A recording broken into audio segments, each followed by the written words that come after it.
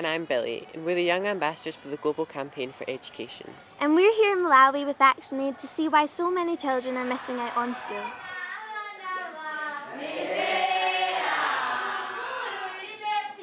Over half of the children in Malawi don't get to finish a primary education. We heard more about this from some young campaigners who are working for change here in Malawi. They were talking about how there's a lot of school dropouts due to early marriages and pregnancies. We were surprised by some of the facts and figures that they gave us, such as in some cases there can be 200 pupils to one teacher. We spent time in the capital, Lilongwe, meeting children who are living and working on the streets instead of being in school. I met with Stanwell, who's a 13-year-old boy. His father died when he was younger, so that is one of the reasons that he was on the street. He works on the street to get money to feed himself and his family. He rummages through large piles of rubbish at the side of the road and collecting tiny pieces of scrap metal. And he told me in an average day he earns 200 kwacha, which is less than £1. He took us to his home, and being in his house gave me the opportunity to ask him whether or not he'd want to go to school.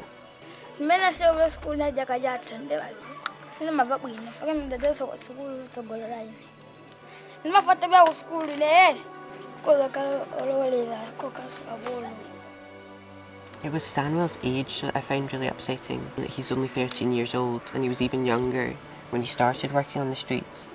The fact that he really wanted to go to school and he just couldn't was upsetting as well. We went and we visited the street where Alan Afi used to beg on, and there was just kind of rubbish everywhere. There was loads of men there, so it was really intimidating. And Alan Afi explained that she was only 4 when she started to beg in the streets, and to be 4, it just seemed so vulnerable. She worked till some nights 1 o'clock in the morning. It was just shocking. She was really bright and clever girl, and I think she really wanted to get back into school.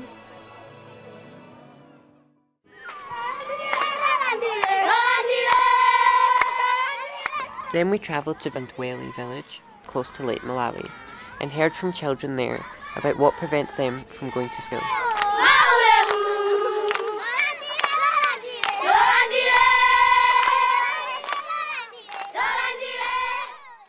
The children were split up into groups, and the topic was why children don't go to school.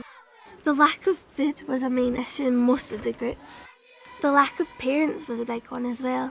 The main reason that lots of the children didn't have parents was HIV and AIDS. Many of the children had lost their parents, so had to support themselves. And also the fact that they needed to have uniform. Lots of them couldn't afford the uniform or the materials they needed to go to school, and were often sent away when they turned up without a uniform. So the children were really bright, and it was amazing to see them come up with solutions to solve the problem of why children don't go into school. Felt like there was a hope for the future and that they were going to make a change. They really understood and appreciated the importance of education, and the majority really wanted to go to school.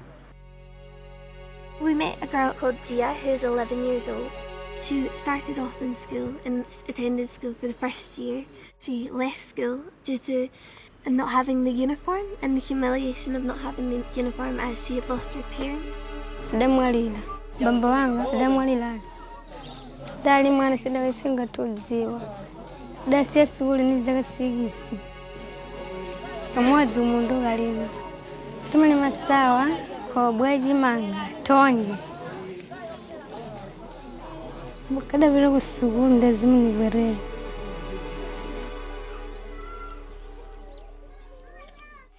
Even when children do go to school, they face huge obstacles to succeeding with their education, as we found out when we visited Chikoa Primary School.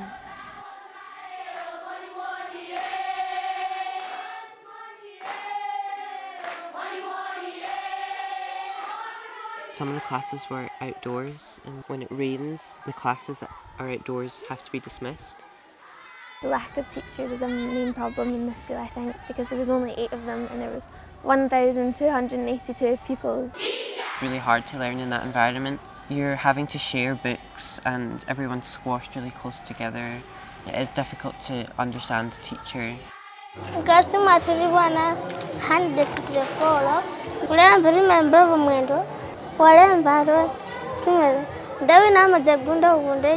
poverty dari majarandega yanki foya yulu gan klasi no klasi akalombi hapo jisisa akalambi zimbu zetu zile zoyema mawangiga dadu changira ko mama. Girls' toilets were pretty disgraceful. It was basically just a room with no door and a hole in it.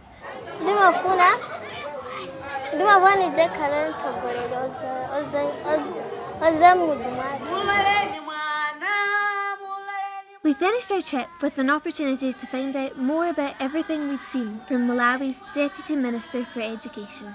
It was a really good experience to be able to pose some questions to him after gaining some insight into the problems here, and it was good to hear of some of the things that they're doing. I think the meeting went very well actually, because we kind of got across the point of view that we think more needs to be done in Malawi for education. They need to make it more of a priority.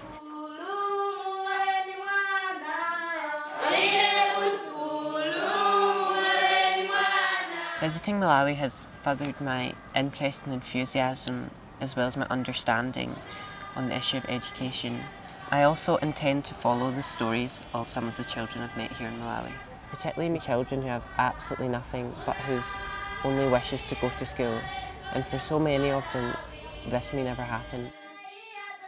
I've learnt a lot over this short time, and we've seen so many things and met so many people, and all the stories will stay with me, I think, for the rest of my life. I've never experienced anything quite like Malawi and the poverty in Malawi and how education is such a massive problem out here.